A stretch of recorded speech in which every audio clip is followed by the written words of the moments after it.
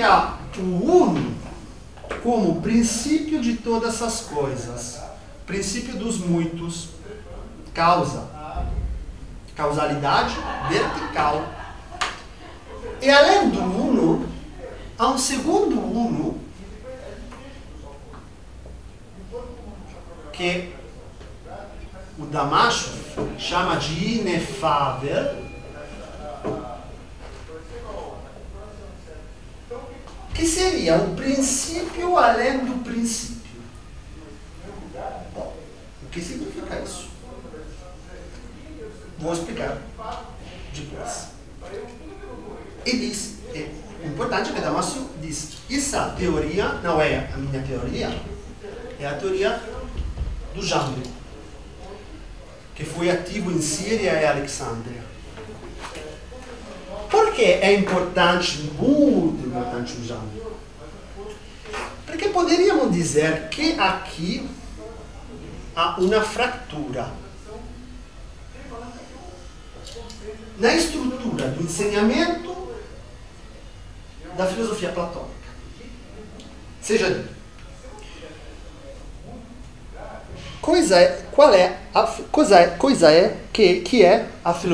que é a filosofia para Plotino, de maneira muito geral. Pesquisa racional sobre a realidade. Isso também é mais ou menos, podemos dizer, para Porfírio. Para Jâmblico, a situação muda. Porque essa situação de absência de segurança implica uma aptitude mais religiosa em relação à realidade, à situação. Então, para Jâmblico, a filosofia não é somente pesquisa racional, mas também e sobretudo teurgia. O que significa teurgia? No sentido grego, é a ação dos deuses, ou sobre os deuses. Isso é uma esfumatura importante.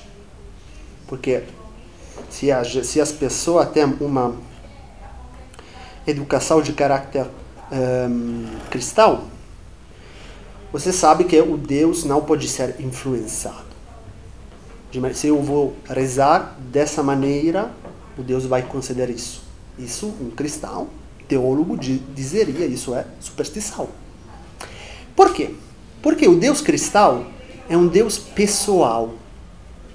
Seja dir, um Deus livre, sobretudo um Deus livremente criador, que cria o cosmos. Mas ele teria podido não criar o cosmos. Outra grande diferença.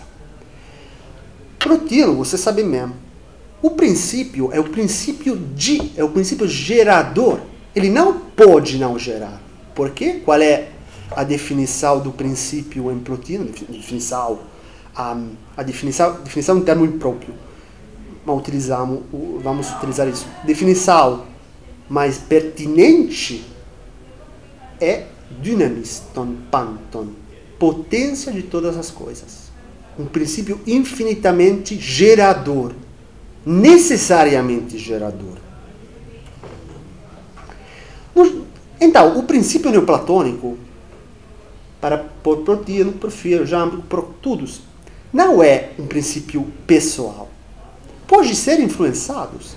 Também os deuses inferiores podem ser influenciados por meio de práticas, de atos, de orações, de hinos. Por exemplo, já muda a aptitude em relação à língua grega. Plotino considera a língua grega a língua erudita, culta. Jâmblico considera a língua grega língua revelada. O que significa revelada? Língua dos deuses. Não somente os gregos, mas todas as línguas antigas, sobretudo a mais antiga de todas essas línguas, para eles, que é para vocês, qual é? Se você for o jâmblico, qual é a língua mais antiga, o povo mais antigo? Isso, os egípcios, o jeroglífico é a língua mais antiga, a língua mais sacra. Então, penetra no neoplatonismo no sentido que a linguagem não é simplesmente um meio para pesquisar, transmitir noções, mas também um meio para influenciar a realidade. É uma forma de realismo mágico. O que significa realismo? A palavra tem uma correspondência natural com as coisas. Que eu chamo a cadeira de cadeira ou de caneta, isso não é uma convenção. Cadeira, se eu vou utilizar a palavra caneta, nada pode acontecer. Porque a palavra, o nome de cadeira é ligado naturalmente ao nome de a coisa. Isso é o realismo onomástico. Por quê? Porque os deuses utilizaram a língua para criar. Isso é elemento típico de todas as religiões antigas.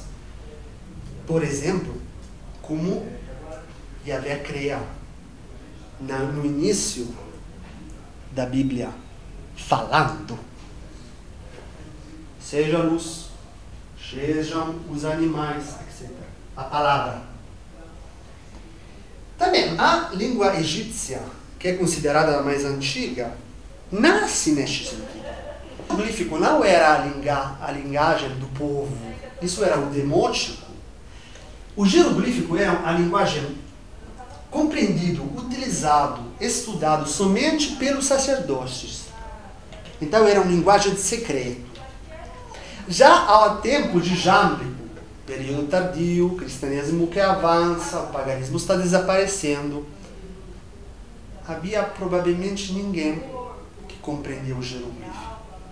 O grande mistério de uma língua sagrada que pode me permitir entrar em contato com os deuses, influenciar os deuses, pedir coisas para os deuses. Mas também isso implica um problema, que se você utiliza o jeroglífico, mas não compreende muito bem o jeroglífico, e utiliza de maneira incorreta, coisa vai acontecer. Pode ser que o efeito seja o contrário.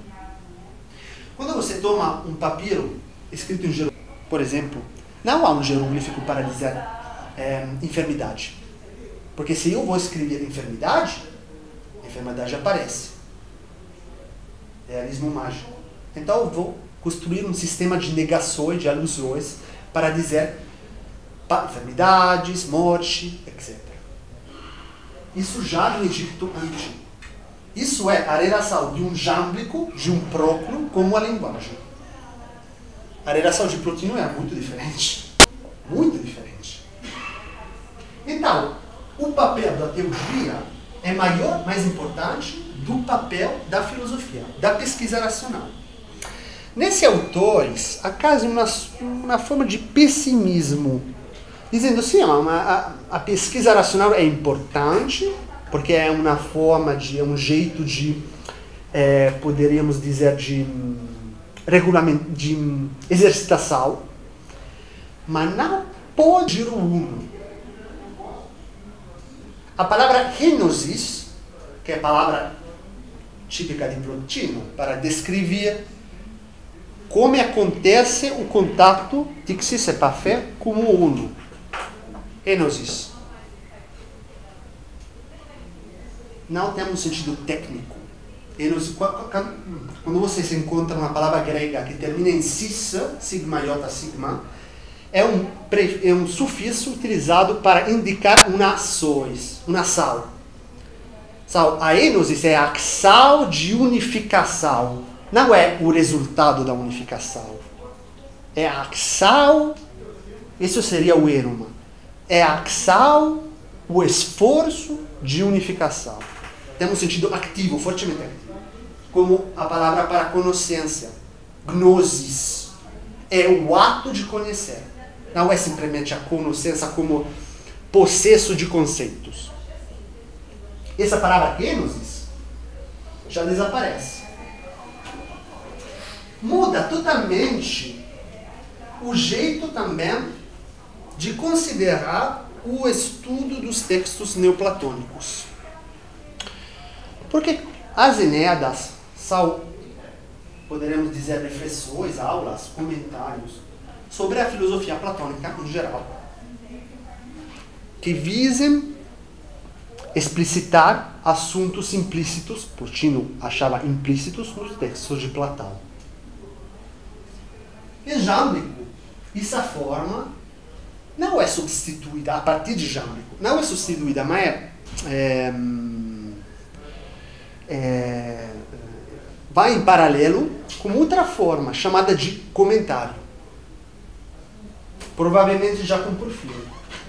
Ou seja, eu tomo um texto de Platão, vou ler o texto de Platão, lema para lema, significa palavra para palavra. Cada palavra tem um sentido particular, preciso. Então, a relação entre os diferentes exegetas neoplatônicos depois do querido Plotino é dizendo, você sim, você é um bom exegeta, mas não entendi o texto de maneira perfeita. Alguma coisa falta na sua comentário. Vou escrever um novo comentário. Vou apresentar melhor.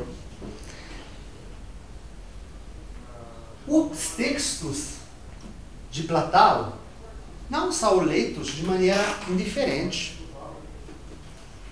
São leitos segundo um preciso ordem, que vai dos diálogos iniciáticos, Fedone, Apologia, até os dois diálogos que Jâmblico considerava os maiores. Já, quando eu falo de Jâmblico, é porque eu provavelmente um iniciador. Falo também de Próclo e Damasio.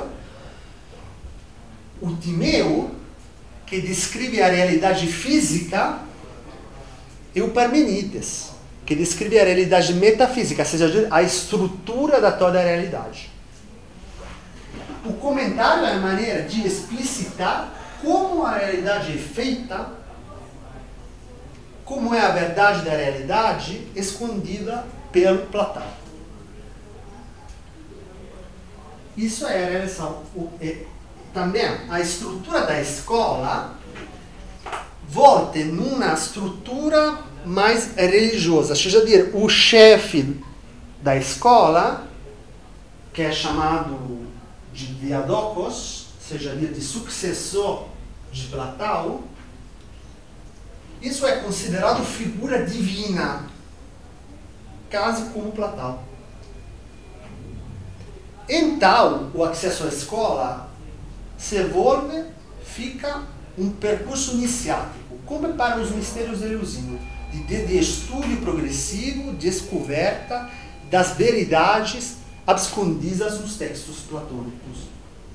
Nos textos platônicos, sim, mas não só nos textos platônicos, também nos textos das religiões reveladas. Por quê? Porque, como já disse,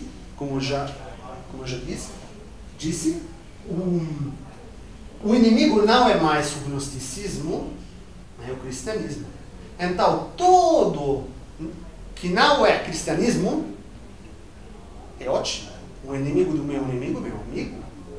Então, oráculos caldaicos, seja textos revelados da tradição assiro-babilonesa, os hinos órficos, mais de tradição grega, são considerados textos revelados, que devem ser comentados, explicitados, estudados e compreendidos. Mas o culmen da pesquisa não atingiu. Não há mais essa ideia que um pode ser atingido ao término da pesquisa racional. Jâmblico, o Próclo, fala de um num em nós, que seria a parte divina da alma, um fragmento do princípio, que por meio da teologia nos permite de subir de maneira inefável ao princípio de todas as coisas. Muito diferente do sentido de Plotino, que considerava a religião civil, a religião, os cultos dos templos, dos deuses, de maneira um pouco cética. Isso é explicitado claramente em Porfírio. A religião, cosa é? Quando o povo, que é literal, gente que não compreende nada da filosofia, não pode atingir o princípio por meio da pesquisa racional.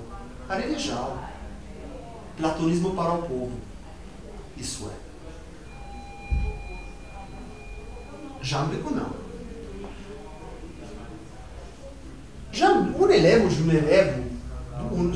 Um aluno de um aluno do Jâmblico, chamado de Juliano, que aconteceu por azar de ser o imperador do Império Romano, decidiu, era o sobrinho do Constantino, mas foi educado de maneira pagã.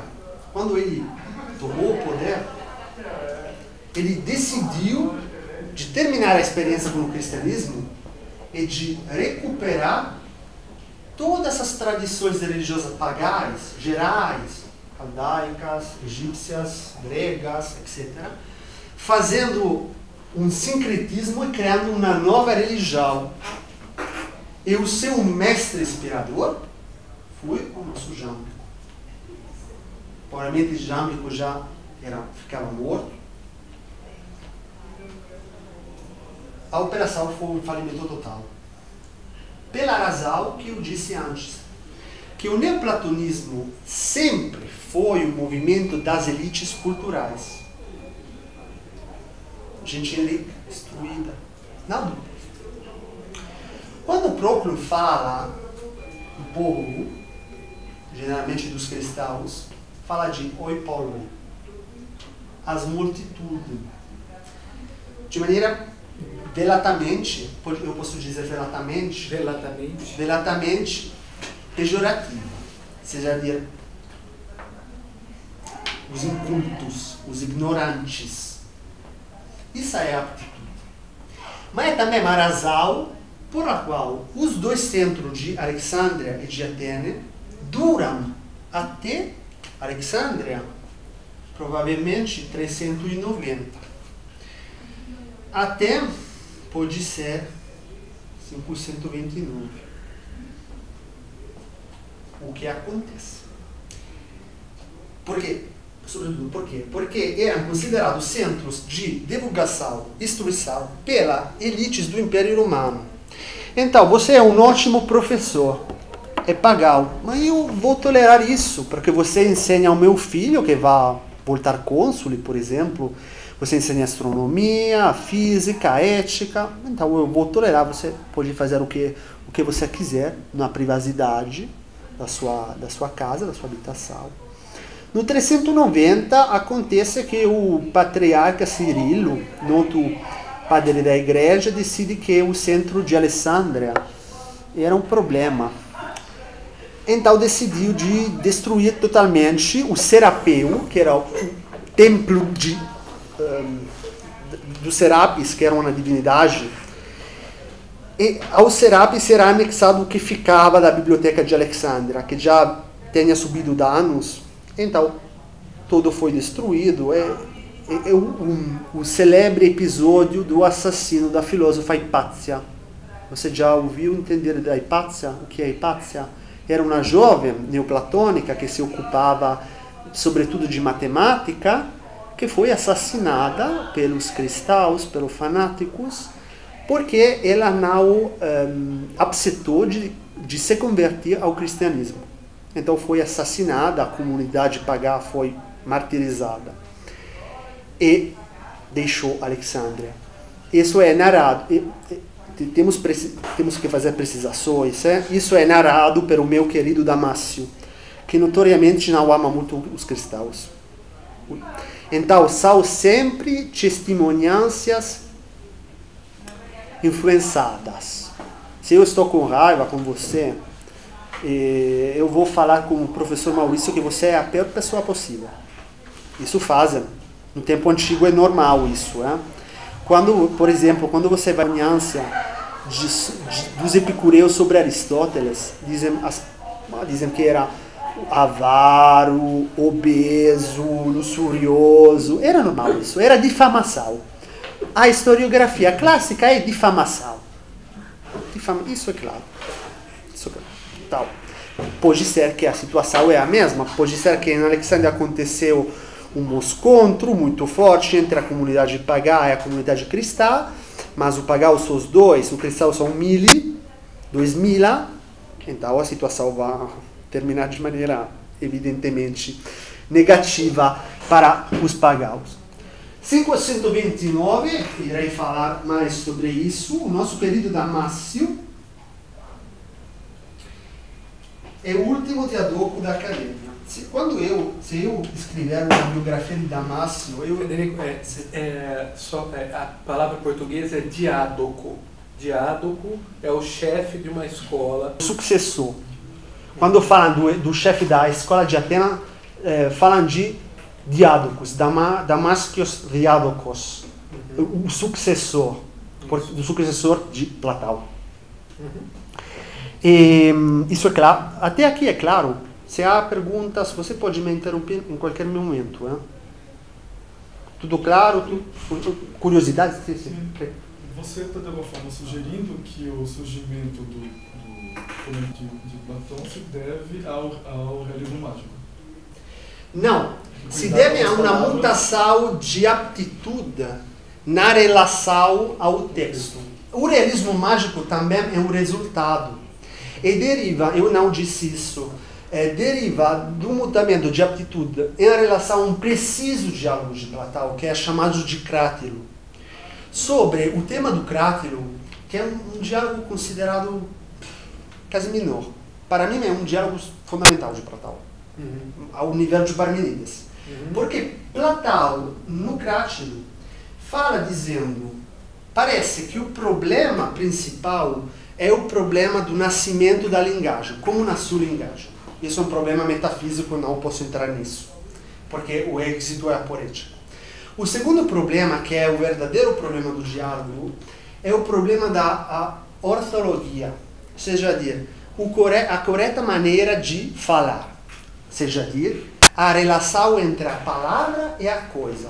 Essa relação é uma relação convencional, nós decidimos que essa é cadeira e não caneta, ou é per natureza? Então, essa palavra foi posta, posta pelos deuses. Então, tem uma sacralidade, uma imutabilidade. Inicia desenvolvendo-se nesse período, o termino do diálogo é aporético. Platão, Sócrates, platônico, diz, não, eu considero uma pessoa, o êxito é aporético. Outra pessoa, o êxito é aporético. Então, o diálogo é aporético. O problema não pode ser resolvido. Desde Jâmblico, mas sobretudo, seguramente, desde Proclo, que escrevia um comentário ao crátilo, e nós temos reassuntos e fragmentos, alguns pequenitos, ele considera a solução realística. Ele acha que Platão considera a solução realística. Então, a coisa tem uma relação natural instituída pelos deuses com as palavras em cada linguagem. Então, há linguagem sagradas em uma hierarquia de... também hierarquia é uma palavra que tem muito sentido nesses autores. Hierarquia é uma ordem de princípio consagrado, sagrados. Essa é a etimologia do grego. Hieros é sacros, archia é o comando, arche, comando, princípio, série. Então, o próprio é isso. Nome, palavra, coisa. A relação é natural. Realismo mágico, porque começa sendo considerado uma forma para influenciar os deuses. Teurgia, ação sobre os deuses. É a diferença, se eu posso fazer uma pequena precisação, entre o que chamam de liturgia, ex opero operato, ex opero operante. O que significa? Para Iamblico, Proclo, a teologia é ex opero operante. Significa que a pessoa que faz a ação teúrgica é o arquétipo do resultado. Se ele faz a ação de maneira incorreta, o resultado pode ser catastrófico. Então a pessoa deve ser reta, conhecedora, deve ter virtudes éticas também, o motivo da pesquisa, também pesquisar assunto. Na Igreja Católica é o contrário, ex opere operato. Seja dizer que eu posso ser um sacerdote o pior possível. Mas no momento da minha consagração, eu consigo um poder que a minha corrupção moral não pode tocar, não pode mudar. Então eu posso ser um Alexandre Borgia, o pior papa da história, que tinha filhos, amantes, etc. Mas o papa, então, a sua ação litúrgica, teúrgica, fica imutável.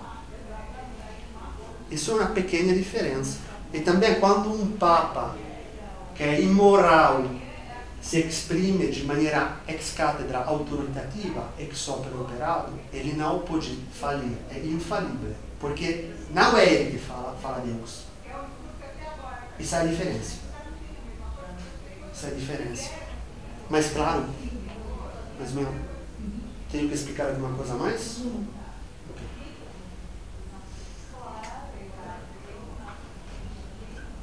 O que eu estava dizendo antes? Não me lembro. O que eu estava dizendo antes?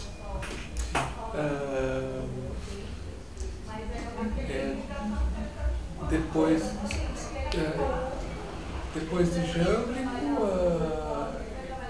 você mencionou Juliano. A escolha de Atenas. Estava falando do 529. Isso.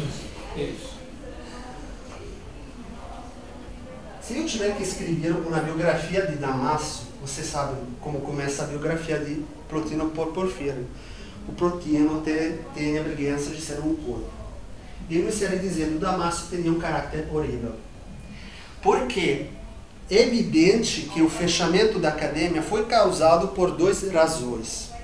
A primeira é que ele contestou, e vamos ver na segunda parte de maneira mais precisa, contestou a exegese, seja a leitura do texto, feita pelo Proclo. Fazendo isso, como Diadoco, o chefe da Academia de Atene, com os alunos de Proclo. Como se eu entrasse e começasse dizendo que o professor Maurício errou tudo. Os alunos dizem, mas que é vocês? Que é você para dizer isso? Isso aconteceu na verdade. A segunda é que Damasco começou atacando os cristianos.